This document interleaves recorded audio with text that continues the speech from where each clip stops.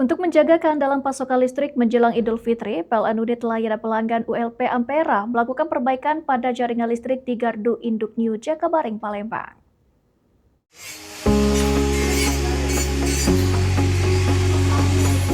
Perbaikan dilakukan pada terminasi saluran kabel tegangan menengah SKTM di kubikel penyulang kutai setelah petugas menemukan bunyi desis pada peralatan tersebut.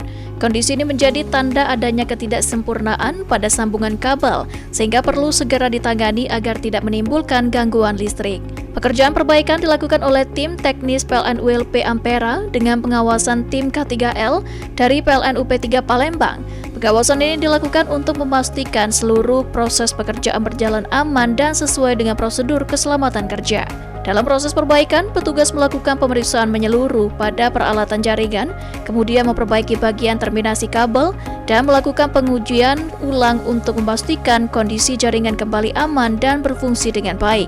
Manajer ULP Ampera, Fahmi Ramadona, mengatakan bahwa PLN selalu sigap menindaklanjuti setiap indikasi gangguan pada peralatan listrik. Fahmi juga menjelaskan jika kegiatan pemeliharaan ini juga dilakukan untuk menjaga keandalan listrik menjelang Idul Fitri, ketika kebutuhan listrik masyarakat biasanya meningkat, terutama saat aktivitas persiapan Hari Raya.